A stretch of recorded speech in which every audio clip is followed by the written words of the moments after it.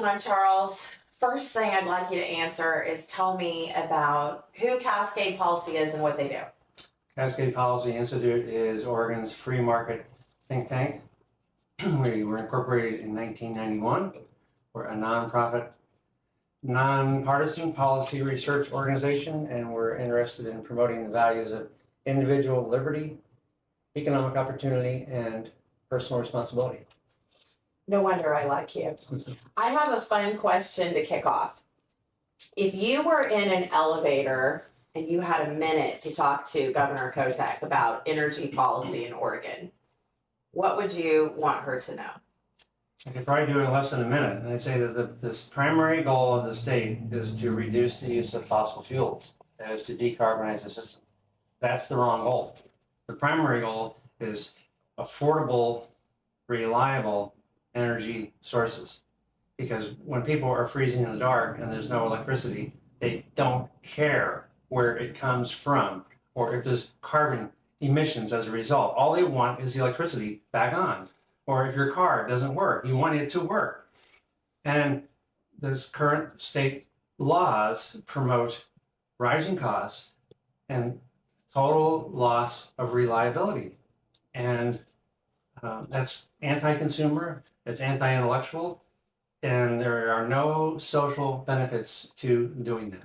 So we need to make reliability, especially if you're talking about electricity, reliability needs to be one. Decarbonization is way, way, way down here. In fact, to me, it's irrelevant. Tell me why it's irrelevant. Well, carbon dioxide is necessary for life. So it's benign. It's a tiny fraction of the atmosphere, and it's a good thing. So the fear of it is some kind of paranoia to me. Now, there are emissions. If you stop burning coal, okay, then you will have fewer fine particulates. You will have less SO2, maybe less lead, other things. Okay, now those are actual pollutants. And if you stop burning, those are no longer in the air. Those are, at some level, some benefits. But CO2 is not only benign, it's beneficial. So I view what I call carbon dioxide paranoia as kind of a bizarre phase of our culture. And decades from now, people will look back on it, maybe the way they look on the eugenics movement, and say, what were they thinking? There's no benefits, certainly at the local level, to reducing CO2, because if it is something to care about, it's at a global level. And there's nothing you can do in this house, in this neighborhood, in this school, in this city to affect global anything. I was just thinking about all the scenarios of what I've heard about what's going on with the climate and how it's impacted us. When you're talking with somebody, and let's say it's somebody who might be a little bit left of center on the environmental perspective, how do you think that the public here has been misled? Well, let's take the Portland Public Schools so-called climate crisis policy as an example, because it's been in the news lately that they're trying to build 3 new high schools that will be close to be $500 million per school, which will be the most expensive schools in the history of the country. Yeah. And part of the cost is that they, by design, will be eliminating the use of natural gas in the building, and they will do all electric buildings. Now, I testified against that when it was considered and then adopted in 2022. They had done no due diligence on it. And they never considered what the local costs would be. So they were told by, finally, a consultant in January that the cost will be at least $10 million per school extra cost. It's likely to be maybe double that. And so I have said to them more than once, what's the local benefit in the school building and the local benefit to the people you represent, which is taxpayers of your district? What do they get for $10 million extra construction costs for having all electric schools, especially given that PGE, the electricity provider, gets about 60% of their electricity from coal and natural gas. So if your concern is about CO2 emissions, you simply moved the emissions to someplace else. And But you in the still, global context, they're still there. Mhm. So it's a pure virtue signaling policy. There is no benefit to students, teachers, parents, taxpayers. It's all cost. And it's increased No through a benefit. bond, right? Our cost. Right. Yeah. And then those have interest, debt service payments. And so that was never considered at the time. And only recently, I'll give the superintendent, Dr. Kimberly Armstrong, some credit. She has raised recently this issue to the board and said, well, no one's ever built an all-electric school. Do you really want to do that? More recently, she said, well, we've been told that the equipment will by itself will take 2 years to procure, and we're trying to get these schools built. And the most recent design sketch for one of the schools, Jefferson, and I assume it's true for all three, is that it'll require 5,300 square feet of extra space just to accommodate the equipment we have to get. Well, 5,300 square feet that's a lot of space. 5,300 square feet that's about twice the size of a standard single family home. Right. All that for the equipment that they don't have. And that makes so. No wonder why it costs so much. Right. So actually the superintendent has put out there sort of obliquely, is this something we really want to do when costs are spiraling? And the board has had no interest in that conversation. They said, no, our policy is we have a climate crisis, completely undefined, climate crisis, and we've decided this represents our values. Not whose values? Well, the board, the public voted, over 60% for the bond. They knew this was there. Taxpayers, I would say, voting against their interest. They're not. It's the lack of due diligence, lack of obeying the prudent person rule. It's just a waste of money. And meanwhile, they're concerned about buildings falling in an earthquake or, many other capital needs of the district. And yet they're putting CO2 reduction at the very top of the list. I would say that's an example of the public not thinking this through or responding in a very vague level, not per square foot cost for this versus all of these other things that students and teachers actually want that would benefit them in the building. And my view is, if you're on the Portland School Board, you have a fiduciary duty to taxpayers in this district, not taxpayers of the world, who might, in some theoretical sense, be affected by this policy, which won't really, because the electricity is coming from CO2 sources. So that's kind of a specific example, I think, where the general message, when you apply it to specific, it doesn't make any sense, but most people don't go that far.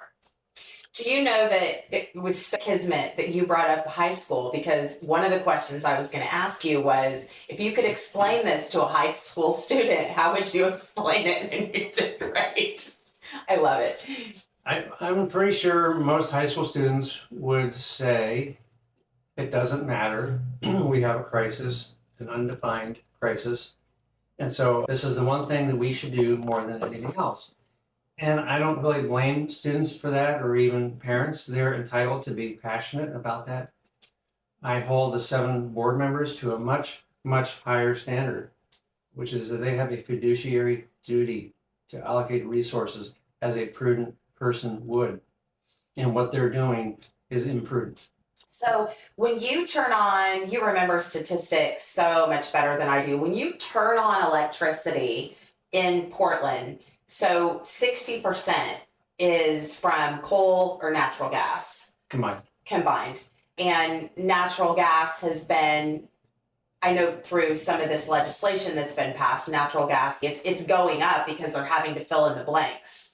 Yeah. Natural gas has been relatively cheap, and it's relatively reliable, and it can be started quickly. Coal plants are reliable, but they can't be ramped up and down like yo-yos very well. The regional hydro system is a great backup. It is reliable. Yes. It can go up and down instantaneously, but big hydro has plateaued and is declining. Okay, no one's building new big dams anymore. We're tearing them out. The last coal plant in Oregon was carted away a couple years ago. That's illegal. Boardman, correct? Boardman. Yeah. Natural gas has now been banned for electricity generation in Oregon, and nuclear has been banned for 45 years. So the only thing we're left with, that the utilities are left with going forward, are the things that don't work: large, intermittent, weather-dependent facilities, utility scale, solar, and wind. And because they're unreliable, they're not really appropriate for a grid where supply and demand has to be in exact equilibrium 24/7. Voltage is important. There's a whole bunch of engineering specifications. The grid is a very complicated, kind of miraculous thing. And our state legislators are deliberately, knowingly making it less reliable, moving us closer to a catastrophic failure. And it's Of not having power.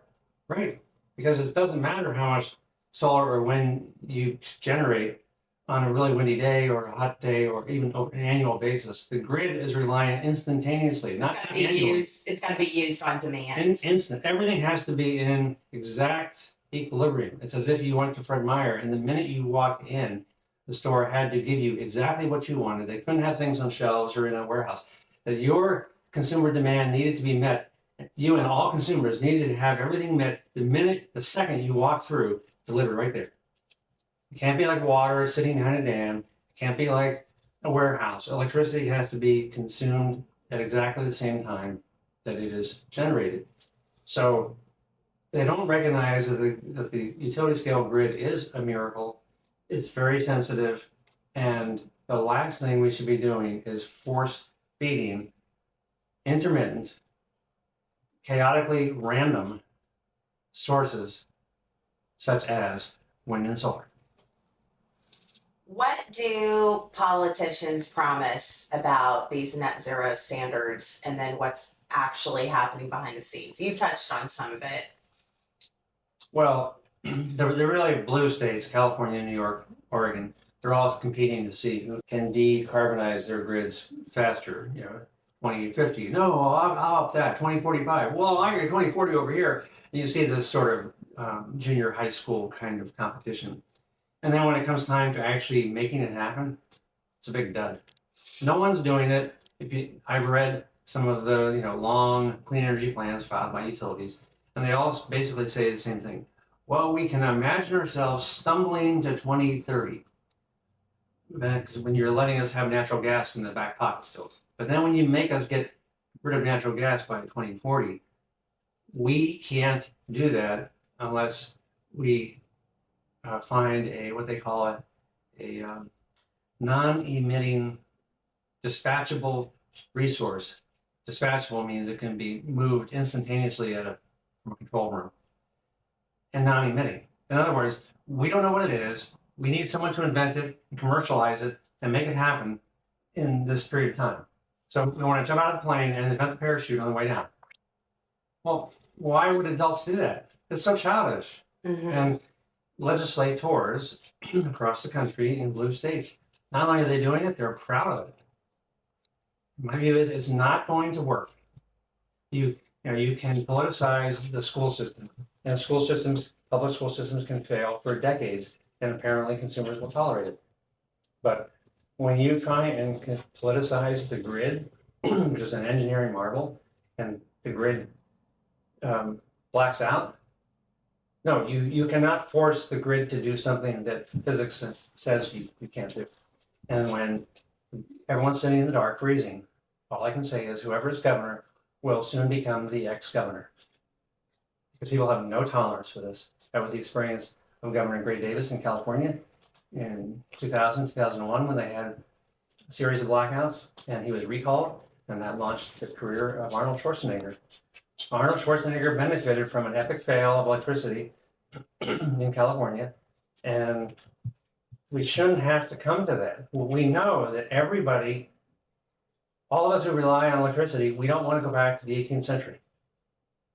And if we had a blackout right now, and the lights stopped and the camera stopped, and the entire economy came to a stop in Oregon, people would be demanding, we want it back now, right now. We want to charge our phones. Where's the internet? Where's the phone service? It'd be complete pandemonium. Right. Why are we deliberately moving towards that? And we are, by design, by state policy, by progressives. It's interesting. I had read that between all the United States, that Oregon was second in hydropower that we could harness to Washington State. Like that's the only one that's above us. So we have all this power coming through, and then it seems like we have not claimed hydropower as a green renewable energy source, right? We've sort of done the opposite with the legislature, from what I understand. Well, originally, the legislature in 2007 passed something they created called the Renewable Portfolio Standards, a very wonky name for forcing utilities to gradually move to certain politically correct non-fossil fuel sources. And at that time, they ruled that the existing hydro dams would not be considered renewable, which of course was backwards.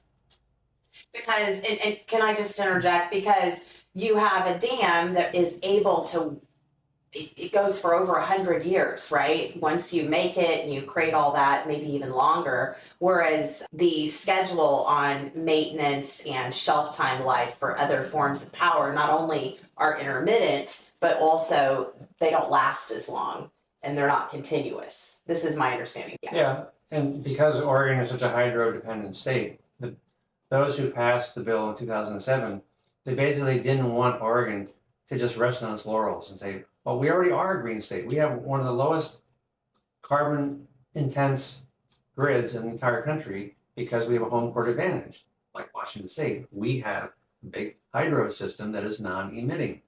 Well, they didn't want us to have that as an advantage. Laws have since been changed. Now, hydro is considered so-called renewable, as it should be. But they've also raised the bar from 25% non-emitting to 100% by 2040. So that's the goal. It's not a net zero goal, which allows you to buy your way out with things like carbon credits or renewable energy certificates. No, the goal is absolute. You have to reduce greenhouse gas emissions of your utility down 100% by 2040. Okay, so that's not achievable. It's going to cost an astronomical amount of money because the sources being relied on by the utilities are intermittent and unreliable, and therefore every megawatt that they produce has to be backed up by some adult source, and the adult sources have been outlawed. So it has to fail. The only question is when. Progressive state legislators will have their, what I now call a Joe Biden debate moment, when it suddenly becomes clear to a whole bunch of people in 5 or 10 minutes, oh my gosh, everything I thought about this guy was wrong. His debate in June of 2024. And legislators in Oregon are going to be humbled by how wrong they are. And I just hope that they are willing to re-legalize nuclear, certainly natural gas. We could get by if they don't re-legalize coal, but I have nothing against coal. And need to put those back on the table as possibilities for utilities, because even if you have the money, you'd have to if it's only wind and solar, you're gonna have to oversupply by a factor of 2 or 3. And even then you can't guarantee, because you can't, weather is weather. We have had, in January 2009, there was a 3-week period where all wind generation in the Columbia River Gorge dropped to 0. You say, well, the gorge is windy. Well, for 3 weeks, there was no electricity generation.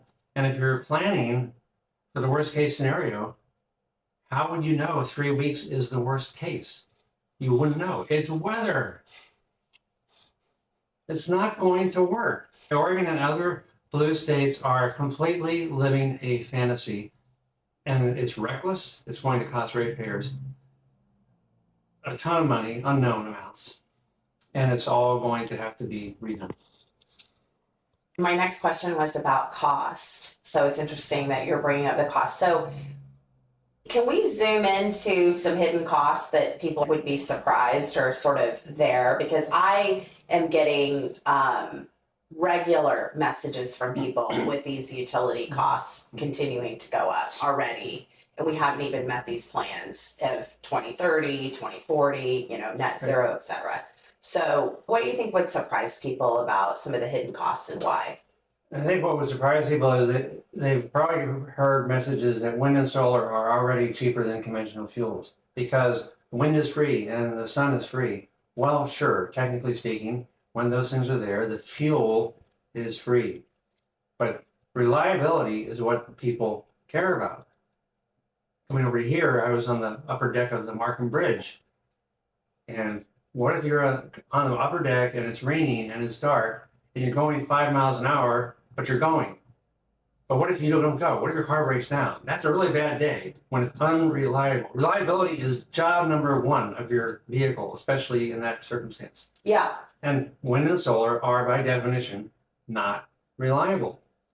So the fuels may be free, they are free, but everything else is not. And then you have to back it all up with an adult source. Maintenance, That's storage, dispatchable. facility, batteries. You have to back up wind and solar with either hydro or natural gas. Battery is not sufficient because a battery doesn't generate electricity.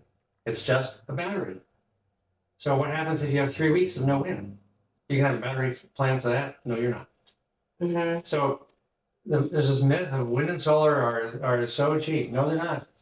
Can you remind me, was it 2022, you analyzed some data from 2022 and we had slightly gone up in our carbon footprint after all these goals were made? Oregon Department of Energy had a dashboard, and they still do.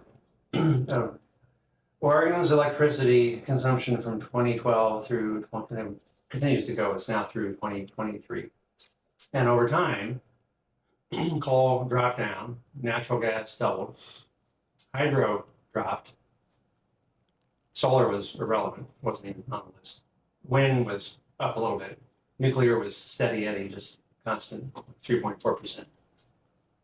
And so the carbon intensity of Oregon's electricity system went up during the entire tenure of Kate Brown.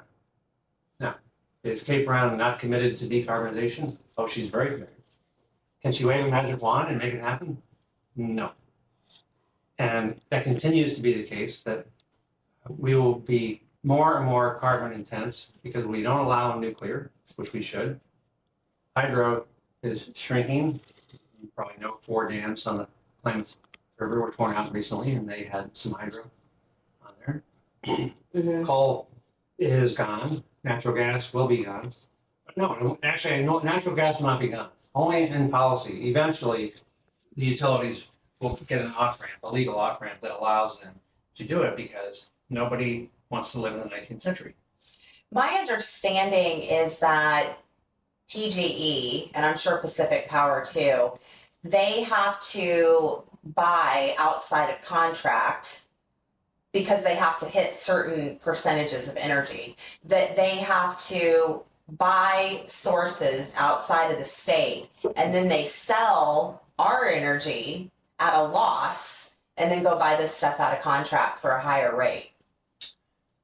I don't know enough about PGE's financial engineering to know. That's extremely complicated and insiderish.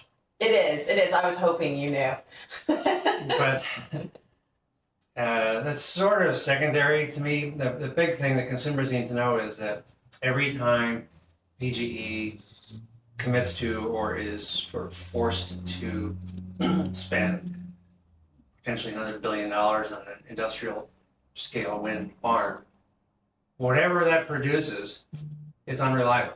So it has to be backed up by another source that is reliable. So why should we pay twice? And you might get away with it for a while, but if you try to decarbonize a system, and this has been modeled by consultants, once you get up over 90%, the last 10% to get Oregon to be 100% zero reduction, 100% reduction down to zero emissions. This is true in almost any scenario when you're trying to get rid of a pollutant or achieve some goal. The last increment is really, really, really expensive, and there will be no appetite for it. So as I have said before, legislators will have to change Oregon's policy. I can't predict when the light bulb will go off for them, but I think sometime between now and 2030, You think there's gonna have to be some consequences for that to happen? what will happen is the utilities probably will go to the governor and say, we can't do this. And the cost to ratepayers would be phenomenal, and you would, you wouldn't be able to tolerate it in this. I would envision it the same way that the governor put a pause on tolling Mm-hmm. in 2024. For about almost a decade, there had been this assumption that we were going to toll I-205 and I-5, and then political reality hits, and the governor says, I'm putting a pause on all this. Yeah, no surprise there. Because there's no appetite for it, yeah. Because every politician, regardless of their party registration in the I-205 corridor, was saying this can't work. I'll never get reelected. Politicians are very, very sensitive to reelection threats. And when the grid fails, or when the cost of getting that last increment, because it's the last increment to keep the grid in sync, that's important. When that price that they have to buy electricity from out of state skyrockets because someone is able to sell it to them and make a huge amount of profit because of our dumb policies, the politics of that will not be sustainable. So there will be a change. I don't know when, but I'm sure between now and 2030, which is the first big deadline of compliance with the decarbonization law, there will be a policy change. They'll create some kind of off ramp, as they like to say in politics, a waiver, escape hatch, whatever. But utilities are in the business of serving people, and they are not going to voluntarily stop serving. And governors are not going to allow them to shut down just to send a message, some kind of symbolic message about decarbonization to the world. Yeah, is there a number that you've run that shocked even you? It's not that I've run, but there's a consulting firm called EEE, Economics and Environment, Energy, something. Consulting firm did some work about 6 years ago, and they modeled compliance with a theoretical standard for decarbonization. And yeah, they show that cost, by the time you get closer to 100% compliance, the cost is going to go like this. I mean, you can't get there. There is no tolerance.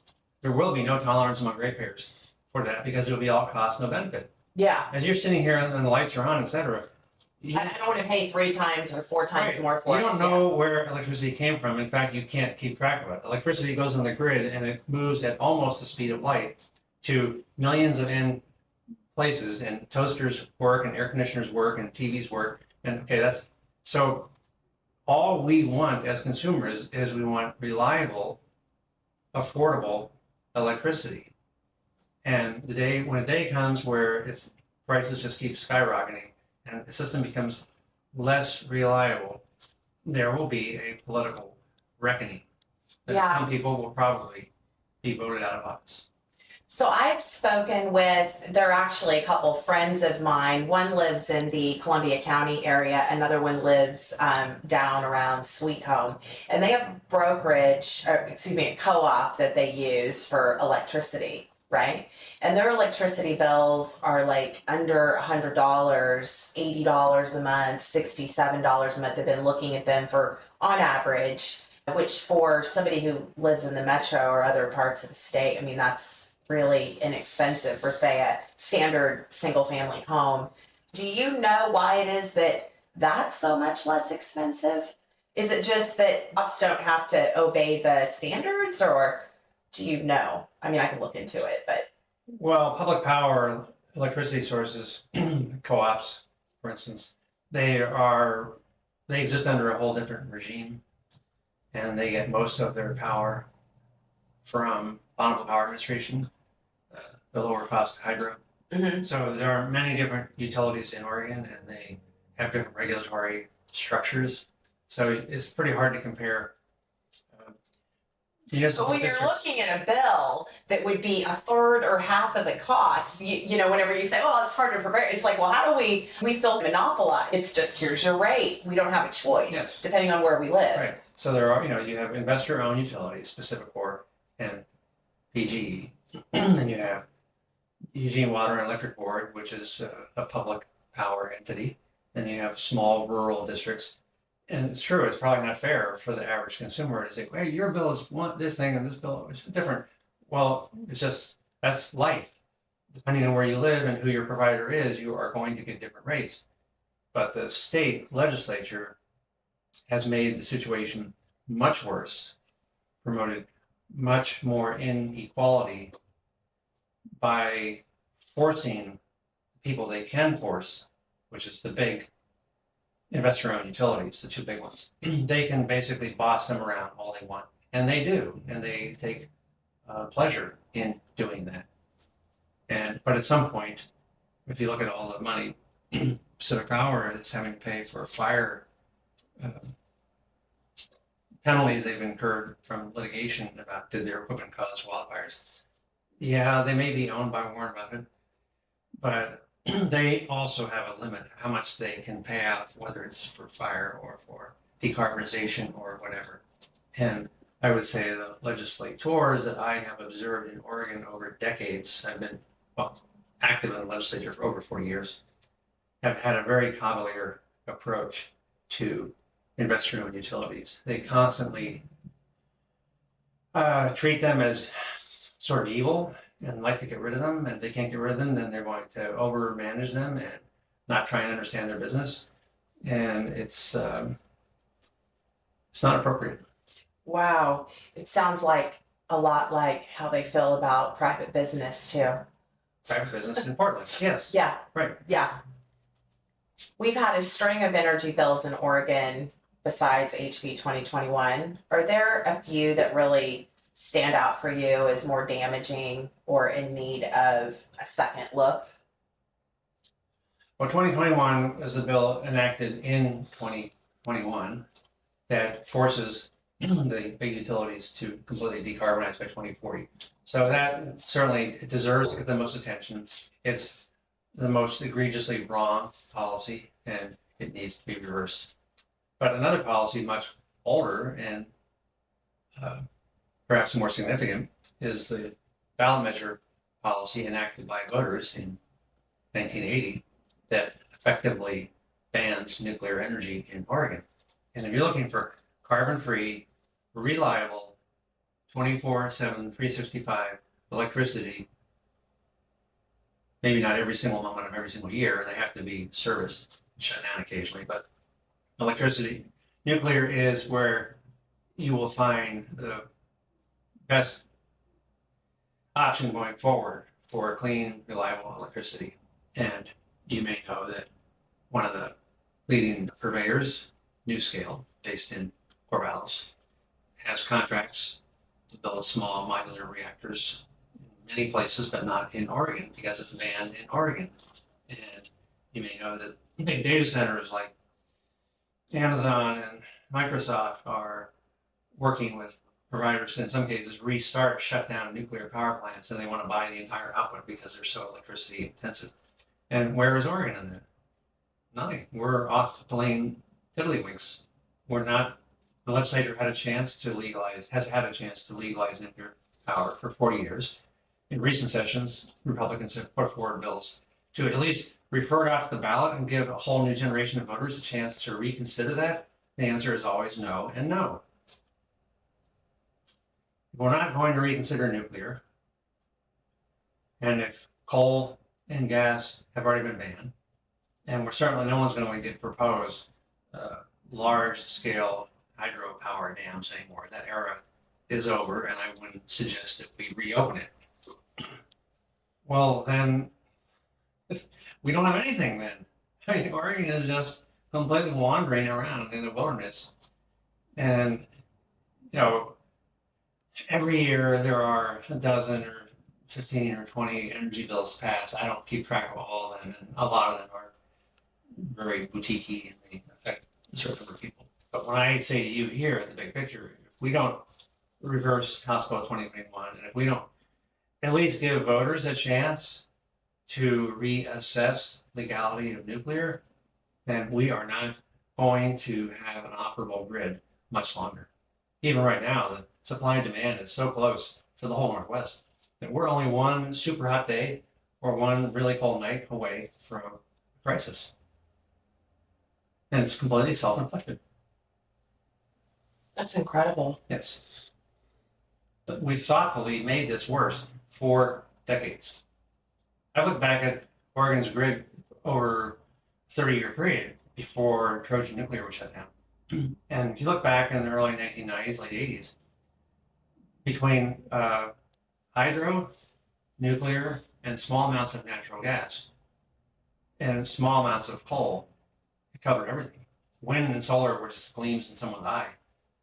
And the grid was very, very reliable and mostly very low emitting, because nuclear is non-emitting, and hydro has big impacts on salmon, if that's your concern, but it's not, doesn't emit CO2.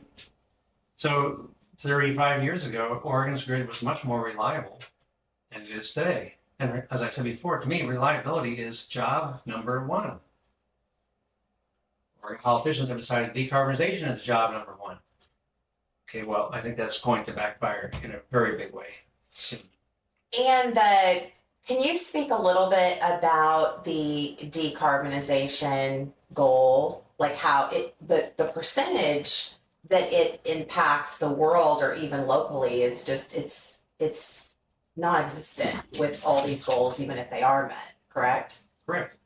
Oregon as a state could cease to exist if all of us died tomorrow and our bodies were entombed in concrete, which there was no economic activity. Globally, the world would not even notice. I mean, China alone is just, they're building nuclear or coal plants at an astounding rate. So I think of it as, if you ask the typical Oregonian, well, global literacy is a challenge. Global illiteracy is a problem. So let's have your local school district send 20% of its budget to UNESCO, and they will filter it to some corrupt regime in some third world country in the goal of making kids literate. And voters would say, what are you, crazy? No, our school district doesn't have money right now. Our money is to be spent for our kids right here. Cost here, benefit here. You say, exactly. But on energy, we're expected to fork over huge amounts of money for this amorphous goal of decarbonization because we're citizens of the world. And the world will benefit if we stop using coal or natural gas here. So we're going to pay a lot and we're going to get no benefits, right? Yeah, that's right. Why are we doing that? It's crazy. We would not do it for any other thing. Drinking water, medicine, public schools. It's one thing as a charitable person. If you want to make a gift to a global charity to protect the Amazon rainforest or critters or something, it's a wonderful thing to do with your own money, voluntarily. But state policy to say we're going to stop using fossil fuels here and give ourselves a green glow, and oh, we feel so good about ourselves, and people in China are laughing all the way to the bank as they're burning more coal. It makes no sense. It's just a failure of critical thinking for a lot of people. And again, I think this too shall pass eventually. People look back on this as a very weird time, the era of the last 30 years of demonizing what is not only a benign substance, carbon dioxide, but is necessary for us to flourish on Earth. And personally, we can't stop CO2 from going in the atmosphere from all kinds of activity around the world. I personally look forward to what I believe will be a lusher, greener, more biologically diverse world if we have CO2 increasing. I'm not worried about it, and if I was worried, it wouldn't matter because we can't stop it, and especially we can't stop it in little old Oregon. Okay. Yeah. So I'm going to be talking with some of the legislators that have voted for this. And so, and some of them don't know yet that I'm going to be talking with them about that. And so what would you ask them, people who have voted for this? I ask them, first of all, typically if you want a radical change in policy, you do a pilot project and you test it on a small scale. If they can provide you any city, state, country in the world where electricity is provided regularly at an affordable price with wind and solar only. They should give you an example. I'm not aware of one. I believe it's a fantasy. That will never happen.